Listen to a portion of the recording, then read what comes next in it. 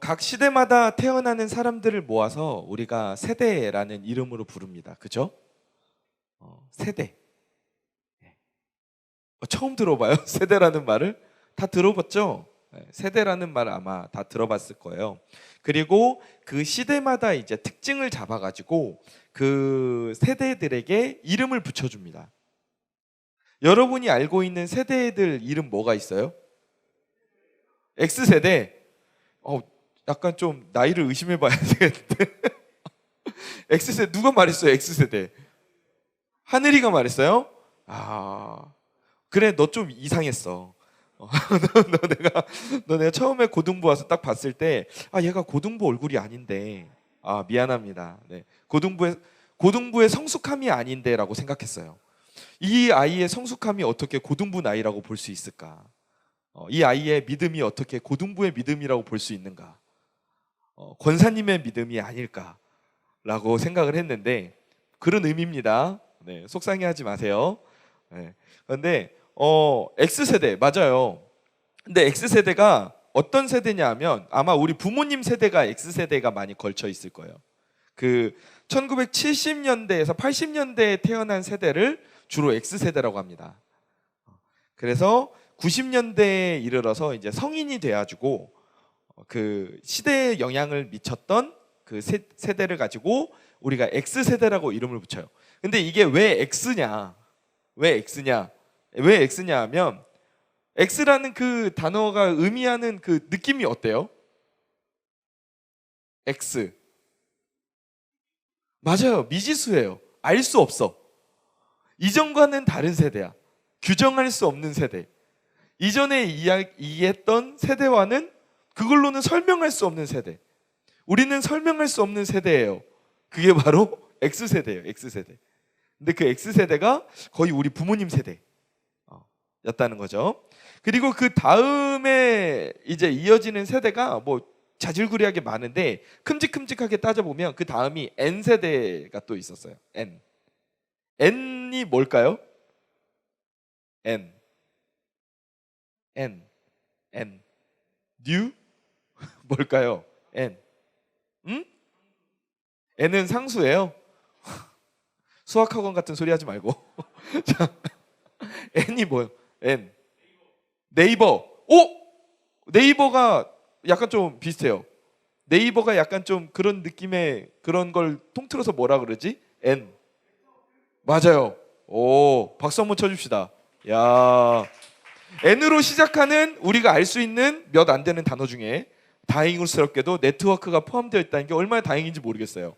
네트워크예요. N세대는 네트워크 세대인데 이 시대를 N세대 또는 M세대라고 부르기도 해요. 밀레니얼 세대라고 부르기도 하는데 주로 1980년대에서 2000년대 부근에 태어난 사람들, 저도 여기 포함되어 있어요. 그래서 이 인터넷이 본격적으로 등장하고 디지털 기술이 폭발적으로 성장하기 시작했던 이 시대에 자라고 성장한 사람들을 바로 N세대 또는 M세대, 그러니까 네트워크 세대 또는 밀레니얼 세대라고 부릅니다. 이 시대의 특징은 이제 태어나면서부터 인터넷 등의 미디어나 디지털 기술들의 노출이 이제 자연스럽게 되어 있다는 거죠. 그리고 그 다음으로 말하는 세대, 아마 여러분이 대부분 이 세대에 포함이 된 것 같아요. 무슨 세대죠? 요즘 세대, 그렇죠? 다음 세대, 그렇죠? 여러분 다음 세대입니다. 또 무슨 세대가 있을까요? 세대를 맞아. 세대 맞아? 이렇게 무슨 세대가 있을까요? MG. 야, 너 요즘에 시사에 좀 관심이 있구나. 맞아요, MG 세대. 근데 여러분이 속한 세대는 그것보다 조금 더 압축해서 Z세대, G세대라고 부르는 바로 세대예요. 1995년도 이후 출생, 여기 세대에 속하는데 이 세대는 모바일에 익숙한 세대예요. 그래서 집단보다는 개인의 행복을 추구하고 소유보다는 공유를, 상품보다는 경험을 중시하는 세대가 바로 이 G세대라고 합니다. 그래서 디지털 기술이 본격적으로 발전하기 시작한 이후의 세대를 M세대, G세대를 합쳐서 MG세대라고 부르는 거예요. 그러니까 나도 여러분하고 같은 세대다. 우리는 같은 시대를 공유하고 있다. 이 말을 하고 싶다는 겁니다. 오늘 설교의 주제예요. 여러분과 나는 같은 세대 속을 살고 있다. 주제 중에 하나인데, 자, 이렇게 각 시대를 살아가는 사람들의 특징을 잡아서 우리가 각 세대에 이름을 붙여주거든요. 그럼 우리는 세상에서 우리를 보고서는 MZ세대라고 말한단 말이에요. 근데 우리는 우리 스스로를 어떤 세대로 규정하고 있습니까? 그리고 어떤 세대로 우리 스스로를 인식하고 있나요? 세상이 우리를 너희는 MZ세대야라고 말하니까 우리가 MZ세대에 속해 있는 사람들인가 봐 라고 생각은 하는데, 우리는 우리 스스로를 어떤 세대라고 규정하고 있고 어떻게 인식하고 있으며 또 어떻게 인식하고 살아가야 하느냐, 이 시대 속에서 우리는 어떤 삶의 모습으로 살아가야 하느냐, 이 굉장히 중요한 이슈라는 거죠. 근데 바울이 이미 수천 년 전에 이 이슈에 대해서 이야기를 했어요. 우리는 이 시대가 분류하는 세대 속에 소속된 사람들이 아니다. 우리는 전혀 다른, 전혀 새로운 세대라고 바울이 오늘 본문 속에서 말하고 있습니다.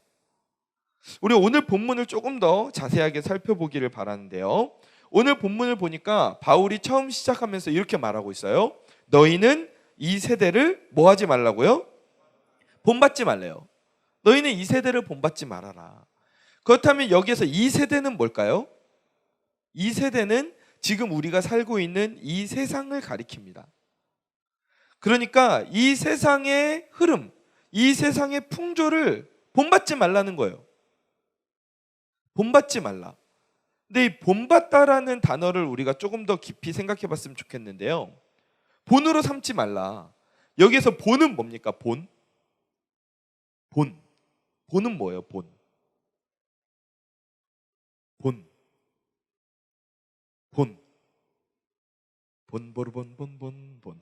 뭐예요?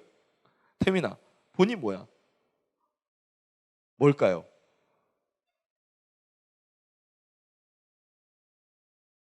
맞아요. 본이 뭐냐 하면 그 틀 있죠, 틀. 그러니까 우리가 대량으로 뭔가를 생산할 때 호미 같은 걸 만들면 요즘에 K홈이 유명하잖아요. 외국에서 호미가 없어서 못 판대요. 근데 그 호미를 하나하나 깎아서 만든다고 생각을 해보세요. 그럼 너무 힘들겠죠. 그 모양도 다 제각각일 거 아니에요. 그래서 틀을 만들었습니다. 틀을 만들어서 그 틀에다가 금속을 쫙 부어서 식혀서 딱 꺼내면 그러면 똑같은 제품을 빠르게 찍어낼 수 있다는 거죠.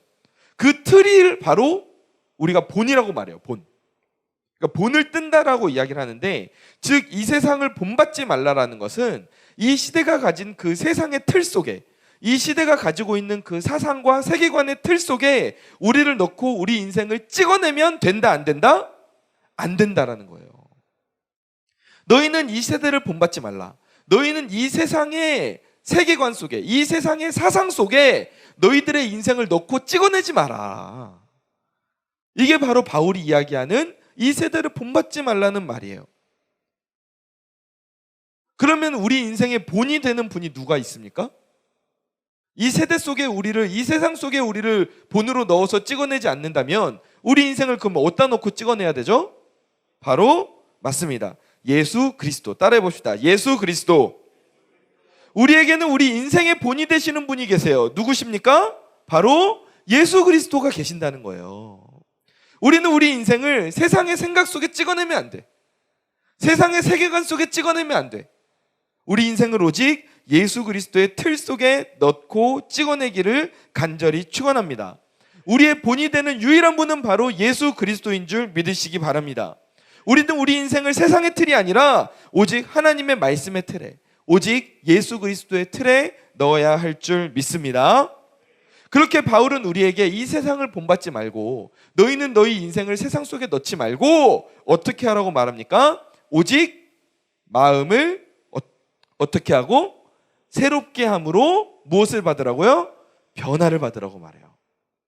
오직 마음을 새롭게 함으로 변화를 받아. 변화. 여기서 변화가 됐다는 건 뭡니까? 마음이 새롭게 됐다는 거예요. 마음이 바꿔먹었다는 거예요. 이전까지는 내 생각대로 살았을지 모르지만 이제는 그렇지 않겠다는 거예요. 근데 여기에서 이 변화라는 말을 보면 change라는 단어로 생각해 볼 수가 있는데, 근데 사실 이 단어는 change라는 뜻보다는 transformation에 더 가까워요. 그러니까 완전히 근본적인 변화를 이야기하는 거예요. 우리가 겉모습만 바뀌는 게 아니라 우리 인생의 틀 자체가 아예 바뀌어야 된다라는 말씀이에요. 우리는 인생을 살아가면서 하나님을 믿는다고 말합니다. 여러분 하나님 믿으시나요? 믿으십니까? 네, 이것조차 아니면 어디부터 설교를 해야 되지? 여러분 하나님 믿잖아요, 그죠? 근데 우리의 삶의 영역을 보자고요. 내가 하나님을 믿는다고 말하는데 그 하나님을 믿는다고 말하면서 그 변화가 겉모습의 변화로 그치고 있진 않은지. 내가 하나님을 믿는다고, 자 시작, 난 이제 오늘부터 하나님 믿기로 했어. 그럼 그때부터 우리 삶이 어떻게 변화가 되죠? 교회에 나오겠죠. 그죠? 예배를 드리겠죠. 그죠? 그리고 더 나아가서 뭐 봉사도 할 수 있죠.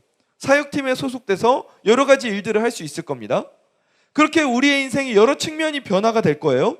그런데 그 변화가 우리의 겉모습에만 그치고 있진 않은지 돌아봐야 된다는 거예요. 바울은 우리에게 말합니다. 여러분은 이 세대를 본받지 마십시오. 오직 마음을 새롭게 함으로 변화를 받으십시오. 여기서 변화는 무엇입니까? 그냥 단순한 여러분의 겉모습의 변화가 아닙니다. 교회를 안 다니다가 교회를 다녔다의 수준이 아니에요. 이전에는 내가 아무것도 안 했지만 지금은 찬양팀을 한다의 수준이 아니에요. 여러분의 인생의 모든 것이, 아예 인생의 기본 틀 자체가, 우리의 가치관과 세계관이 완전히 다 바뀌어야 된다. 이것을 바울이 오늘 말씀을 통해서 우리에게 이야기를 하는 거예요. 어떻게 이것이 가능합니까? 어떻게 우리의 가치관과 우리의 세계관을 완전히 새롭게 바꿀 수 있습니까? 기자회견을 하면 되는 문제입니까? 오늘부터 저는 새로워지겠습니다. 이렇게 선언하고 결단하면 되는 문제입니까? 그렇지 않아요. 우리가 우리의 세계관과 우리의 가치관을 바꿀 수 있는 방법은 오직 하나예요. 뭡니까? 앞에서 말한 대로 우리 인생을 예수 그리스도의 본 안에 넣고 찍어내는 거예요. 아멘. 우리가 하나님만을 바라봐야 되는 문제예요. 그럴 때 우리의 인생이 근본적으로 아예 밑바닥부터 다 변화될 수 있다고요. 겉모습만, 껍데기만 바뀌는 게 아니라 우리의 모든 것이 하나님의 틀 안에, 하나님의 본 안에 하나님을 본받는 그러한 모습이 될 수 있다는 겁니다. 하나님께서 이스라엘 백성들을 출애굽시키셨어요. 그리고 그 발걸음을 어디로 인도해 가셨습니까?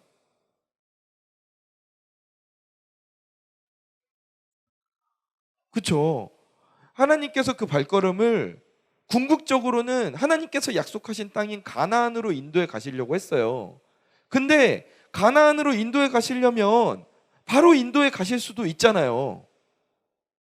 가장 최단 거리로 갈 수도 있는데, 근데 하나님은 출애굽을 시키셔서 그 발걸음을 광야로 인도하세요. 시내산으로 인도하셨어요. 이스라엘 백성들이 그냥 어떻게 하다 보니까 간 게 아니에요. 길을 잃고 헤매다가 어떻게 하다 보니까는 시내산에 들어간 것도 아니에요. 하나님이 불기둥과 구름기둥으로 친히 그 백성들을 의도적으로 광야길로 인도를 해가셨어요. 왜 그럴까요? 왜 그렇습니까? 그곳에서 하나님께서는 이스라엘 백성들이 이집트의 화려함과 복잡함을 떠나서 오직 하나님만을 바라보기 원하셨기 때문이에요. 하나님만 바라보기 원하셨어요. 아무것도 없는 광야에서, 의지할 것 하나 없는 그곳에서 역사하고 계시는 하나님을 만나기를 원하셨기 때문이에요. 그래서 하나님은 이스라엘 백성들을 광야로 인도해 가신 거예요. 너희가 가지고 있었던 그 이집트의 세계관, 너희가 가지고 있었던 세상적인 가치관, 그거 완전히 다 무너져야 돼. 너희 그 가치관을 따르지 않고도 광야에서 살아남을 수 있어. 너희가 그 세상적인 가치관을 따른다면, 너희가 그 생각대로 가지고 살아간다면 광야에서 단 하루도 살 수가 없지. 그런데 너희들의 생각이, 너희들의 가치관이, 너희들의 세계관이 나의 말씀으로 바뀌면, 너희가 나만 바라보면 너희는 광야에서도 살아남을 수가 있어. 이걸 하나님께서는 보여주기를 원하셨던 거예요. 세상의 가치관은 모두 다 씻어내고 모두 다 버리고 그 자리에 하나님으로 가득가득 채워지는 그러한 이스라엘이 되게끔 가르치고 싶으셨던 거예요. 너희는 나를 바라보지 않으면, 너희는 나를 본받지 않으면, 너희의 인생이 나로 채워지지 않으면 너희는 나의 백성이 될 수가 없어. 너희의 겉모습은 이미 변화됐지. 너희의 겉모습은 이제 노예가 더 이상 아니야. 노예에서 변화됐어. 노예에서 이제 자유민이 됐어. 자유인이 됐어.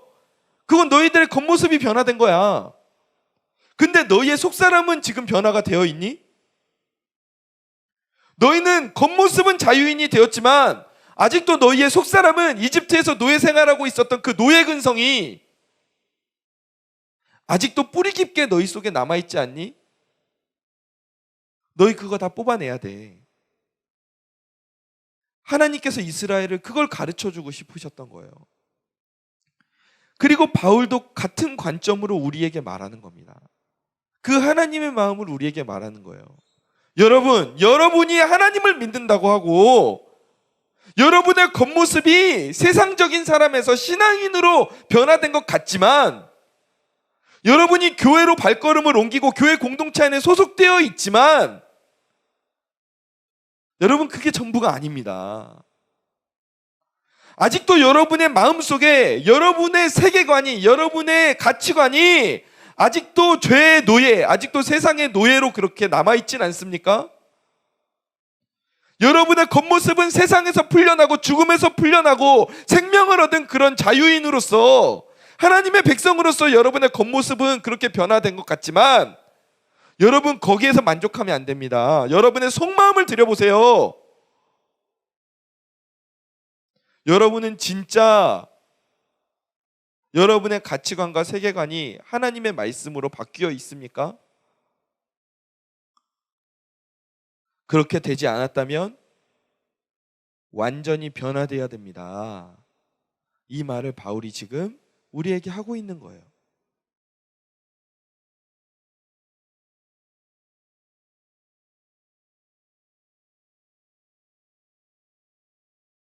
여러분, 우리는 이 세대를 본받으면 안 되는 거예요. 완전히 새롭게 변화되어야 할 줄 믿습니다. 우리의 생각이 완전히 하나님의 생각으로 바뀌어야 해요. 어떻게 이것이 가능합니까? 따라해 봅시다. 하나님만을 바라보자. 하나님만을 바라봄으로 가능한 거예요. 하나님의 말씀을 바라봄으로 가능합니다. 오늘도 살아있는 하나님의 말씀을 통해 나에게 말씀하시는 그 하나님을 바라보기를 원합니다. 여러분, 우리가 세상의 복잡함에 휘말려서는 그 하나님의 살아계심을 우리가 느끼기가 너무 어려워요. 이 복잡한 세상 속에서 하나님께 잠잠히 나아가는 저와 여러분이 되길 간절히 축원합니다. 우리의 생각이 완전히 근본이 바뀌어야 돼요. 그리고 바울은 이어서 가장 중요한 이야기를 합니다. 하나님의 선하시고 기뻐하시고 온전하신 뜻이 무엇인지 뭐 하라고요? 분별하도록 하라라고 말합니다. 여러분, 분별은 무엇입니까? 분별력이라는 말이 무슨 뜻일까요? 국어사전을 보니까 이렇게 나와 있어요. 옳고 그름을 대략적으로 구분할 수 있는 능력이라고 말하고 있습니다. 이걸 분별력이라고 하더라고요. 좋아요. 옳고 그름을 대략적으로 구분을 하는데, 그러면 어떤 기준으로 옳고 그름을 우리가 구별할 수 있을까요? 우리가 분별력이 있는 삶을 살아야 된다라고 말할 때 우리는 무엇을 기준으로 옳고 그름을 그럼 구분을 해야 합니까? 무엇을 기준으로 옳고 그름을 잘 구별을 하는 사람을 보고 우리가 분별력이 좋다라고 말을 할 수 있을까요? 요즘 이 세대는 각자 소견에 오른 대로 행하는 세대 아닙니까? 그렇게 실천하고 살아가는 생각하는 세대 아닙니까? 각자가 옳다고 말하는데 우리가 무엇이 옳고 그른지 어떻게 알 수가 있죠? 근데 바울이 그 답을 제시하는 거예요. 여러분이 분별해야 하는데 그것이 뭐냐 하면 너희가 무엇을 분별해야 되냐 하면 하나님의 선하시고 기뻐하시고 온전하신 뜻이 무엇인지 그걸 분별하라는 거예요. 이 분별이라는 단어의 원뜻을 살펴보면 금이나 은을 녹여서 그 안에서 불순물이나 찌꺼기를 제거해내는 거예요. 그게 바로 분별이에요.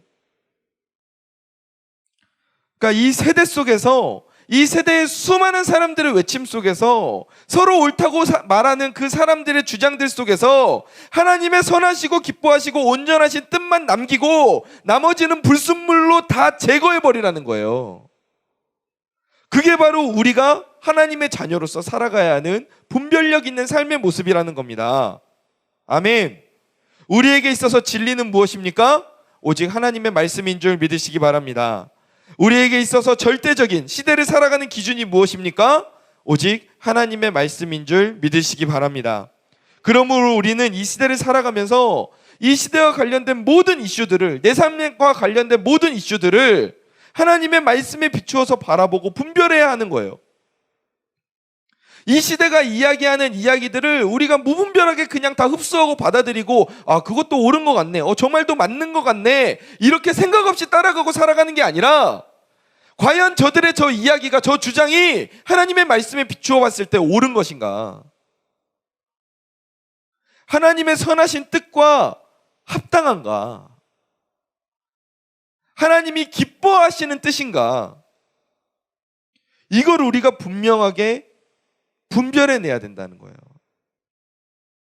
무엇을 기준으로요? 하나님의 말씀을 기준으로 분별해야 된다는 겁니다.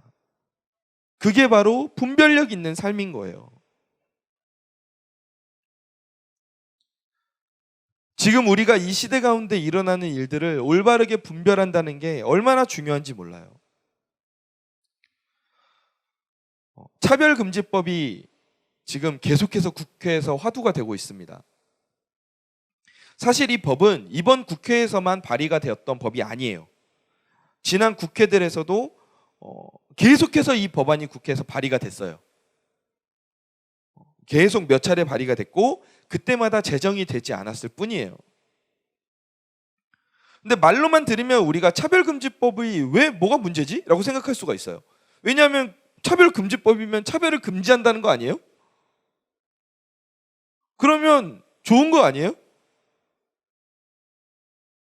차별하면 안 되잖아. 차별 찬성법 이러면 더 이상하잖아. 그죠? 차별금지법 하면 뭔가 좀 그치, 차별은 금지해야지 이렇게 생각이 들지 않아요? 생각이 없어요? 차별하든 말든 뭐 상관없어요? 근데 왜 이게 문제가 되냐 하면 이 차별금지법 안에 23가지의 기준이 있어요. 그러니까 차별을 하면 안 되는 기준들이 들어있어요. 여기에서 이제 대부분은 문제가 없는데 가장 큰 문제가 있는데 이 안에 무슨 항목이 들어가 있냐 하면 성적 지향이라는 항목이 들어가 있어요. 상세하게 들어가면 성별 정체성, 성적 지향 이렇게 들어가 있습니다. 이거에 따라서 차별할 수가 없다는 거예요. 그러니까 남성과 여성이라는 이유로 차별받을 수 없고 내가 남성임에도 생각하고 내가 남자인데도 여성으로 생각하든지 내가 여잔데도 남자로 생각한다 그래도 차별할 수가 없어. 그리고 내가 남성을 사랑하든지 여성을 사랑하든지 그 성적 지향을 통해서도 차별받을 수가 없다. 이게 바로 이 성적 지향 항목이 들어가 있는 그 차별금지법이거든요. 사람들이 이 법이 통과된다고 해서 뭐 크게 바뀔 건 없다고 말해요. 뭐 좋은 거 아니냐? 이거 뭐 크게 바뀔 거 없다. 이거 법 통과돼도 뭐 크게 뭐 바뀔 거 없다. 심지어 우리 반대하는 우리들의 입장을 두고 너무 편협하고 이기적이라고 비난하지 않습니까? 시대의 흐름에 벗어난 사람들, 그래서 이기적이고 자기들만 아는 사람들, 막 이렇게 손가락질하지 않습니까? 여러분도 아마 주변에서 이런 이야기들을 많이 들어봤을 거예요. 근데 이미 미국과 유럽에서 이와 관련된 법안이 통과가 됐어요. 90년대 초반부터 뭐 빠르면은 19세기부터 이미 관련된 법안들이 통과가 되었다고 하더라고요. 근데 얼마 전에 며칠 전이에요. LA에 있는 한 스파에서 일어났던 일이에요. 아마 이 뉴스를 본 지체들도 있었을 텐데, 이 스파, 그러니까 뭐 한국말로 하면 목욕탕이죠. 근데 이 목욕탕은 이 남탕과 여탕으로 구분되어 있었어요. 예. 근데 여탕에 갑자기 성인 남성이 들어온 거야. 그리고 막 옷을 훌렁훌렁 벗는 거야. 처음에는 잘못 들어온 줄 알았는데 너무 당연하게 막 옷을 막 훌렁 벗으니까 그 안에 있던 사람들이 당연히 어땠겠어요? 여탕에 있었던 사람들이 어머 막 이러고 바뀌었어요? 이러고 바뀌었어요? 너무 놀라지. 갑자기 뭐 애도 아니고 갑자기 성인 남성이 들어와가지고 막 옷을 벗으니까 너무 놀래서 그 스파 관계자를 찾아서 막 항의했어요. 뭐냐? 왜 남자가 왜 여탕에 들어오냐? 근데 스파 관계자의 대답이 정말 놀라웠어요. 뭐라고 대답을 했냐 하면 그 남자를 여탕으로 보낸 게 그 스파 관계자였어요. 그 스파를 운영하는 매니저가 당신 여탕으로 가세요라고 말한 거예요. 왜 이런 일이 일어났냐 하면 이 남자가 스파에 와서 목욕탕에 와서 이렇게 말했대요. 나는 나 자신을 남자라고 생각하지 않고 난 여자라고 생각한다. 난 내가 여자라고 생각한다. 이렇게 이야기를 했대요. 원래대로라면 말도 안 되는데 차별금지법 항목 중에 성별 정체성이라는 항목이 있다 그랬죠. 그 항목에 따르면 이 사람이 스스로를 남자로 생각하든 여자로 생각하든 그것에 따라서 사회가 통제할 수가 없어. 이 사람이 생각하는 대로 해줘야 되는 거야. 그래서 그 남자의 성별 정체성에 따라서 이 남자를 여탕으로 들여보냈다는 거예요. 그리고 이게 법적으로 문제가 없다는 거예요. 여러분, 근데 이게 한 번, 두 번 일어나는 해프닝이 아니에요. 이게 시작이에요, 시작. 차별금지법이 통과되면 우리나라에서도 충분히 일어날 수 있는 일이라고요. 지난주에 뉴욕에서는 운전면허증과 출생증명서에 자신의 성별을 남자 또는 여자 말고도 X라고도 표시할 수 있도록 했다고 합니다. 이 법안이 통과가 됐어요. 그러니까 이제는 남자와 여자라고 스스로를 표현하는 것에서 구분해서 벗어나서 스스로의 성별을 선택해서 표시할 수 있게끔 한다는 거예요. 이걸 젠더 인정법이라고 이름을 붙여서 통과시켰다고 합니다. 이게 지금 이 시대의 풍조예요. 이게 지금 이 시대의 흐름입니다. 지금 우리나라에서 차별금지법을 통과시키겠다라고 하는 이 움직임이 여러 차례 반복됐다고 했잖아요. 근데 이게 반복될 때마다 그 파도가 점점 높아지고 있어요. 점점 간당간당해지고 있어요. 심지어 크리스찬 중에서도 이게 뭐가 문제인지 문제성을 제기하지 않는 사람들도 많아요. 오히려 찬성하는 사람들도 있어요. 저는 그것이 분명히 잘못되었다고 생각해요. 분명히 잘못된 문제예요. 왜요? 이 시대의 틀에서는 이게 자연스러워 보일지 몰라요. 하지만 하나님의 말씀을 기준으로 보면 이건 정말 말도 안 되는 일이에요. 왜 그렇습니까?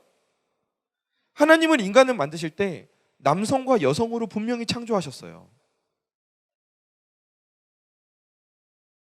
그 중간 성별을 만들지 않으셨어요. 그리고 하나님은 우리를 창조하신 그 성별을 두고 말씀하셨지, 우리에게 하나님이 성경에서 이런 질문 하셨습니까?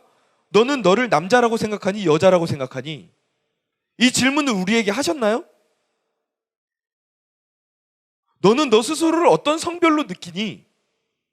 이걸 하나님이 우리에게 이 질문을 하셨습니까? 아니거든요. 성경 어디를 찾아봐도 그런 질문은 없어요. 그런데 이 시대를 살아가는 사람들은 자기들 생각과 자기들 느낌을 존중한다는 이유만으로 이 모든 하나님의 틀을, 하나님의 기준, 하나님의 말씀을 벗어나서 말도 안 되는 것들을 세우려고 하는 거예요. 사람들은 말합니다. 하나님은 사랑의 하나님 아니야? 그러면 모든 것을 다 이해해 주시지 않을까? 근데 그건 하나님을 너무 잘 모르는 말이에요. 하나님은 분명 사랑이에요. 하나님은 분명 사랑의 하나님입니다. 하지만 그와 동시에 하나님의 말씀을 벗어나면 정확하게 심판하시는 공의의 하나님이세요. 하나님은 당신의 말씀을 떠난 이들을 분명히 그대로 두고 보고 있지 않으신다고 말씀하세요. 지금은 그들이 목소리를 높이며 서로 주장할지 모르지만, 자기들의 생각이 옳고 자기들의 느낌이 옳다라고 주장할지 모르지만, 분명히 마지막 때에 하나님께서 당신의 말씀을 기준으로 심판하실 그날이 분명히 있을 거라고 말씀하셨어요. 사랑하는 우리 대학부 지체 여러분, 비단 이 이슈만이 아니에요. 비단 이 차별금지법 문제만이 아니에요.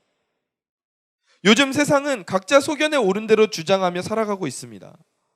하지만 분별력이 무엇입니까? 분별력이 무엇이죠?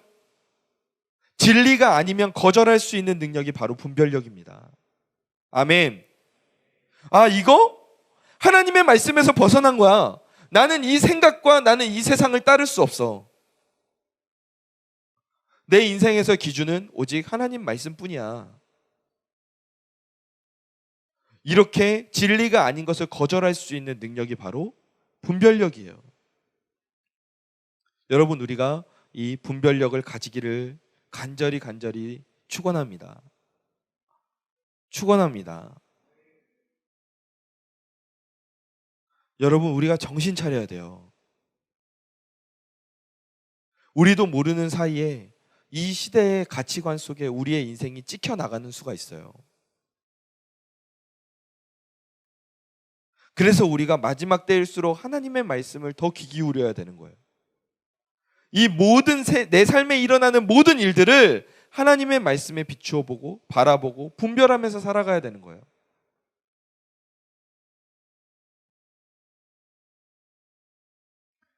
말씀을 정리하겠습니다.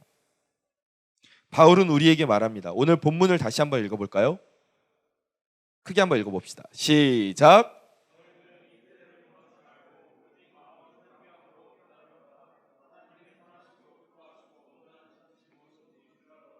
아멘. 여러분, 우리는 무슨 세대일까요? 우리는 무슨 세대입니까? 저는 우리를 예수 세대라고 부르고 싶습니다.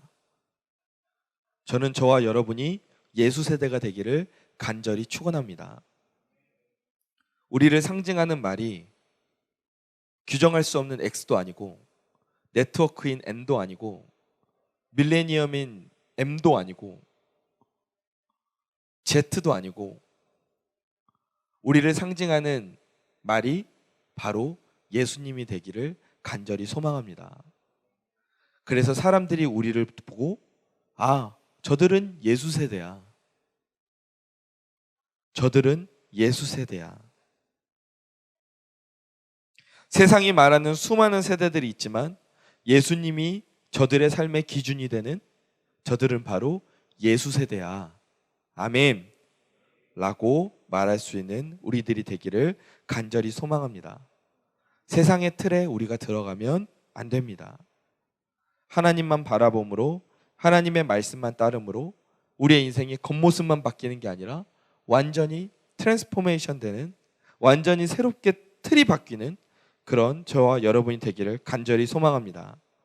이 세상을 살아가면서 예수 세대로서 하나님의 선하시고 기뻐하시고 온전하신 뜻이 무엇인지 분별하면서 살기를 간절히 축원합니다.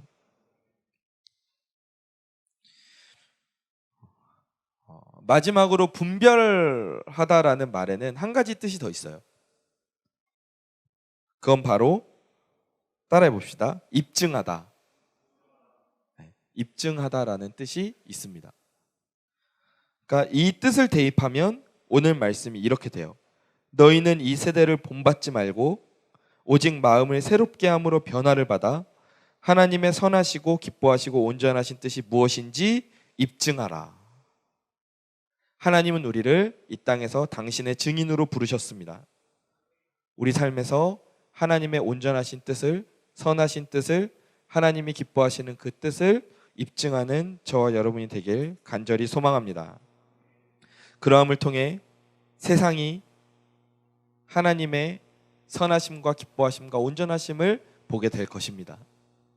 그리고 우리의 가정과 공동체와 사회와 민족을 하나님께서 우리 예수 세대를 통해 세워 가실 줄 믿습니다. 옆에 지체들한테 한번 인사 나누겠습니다. 이 세대를 본받지 맙시다. 한 번 더 인사 나눌까요? 하나님의 뜻을 분별하고 따릅시다.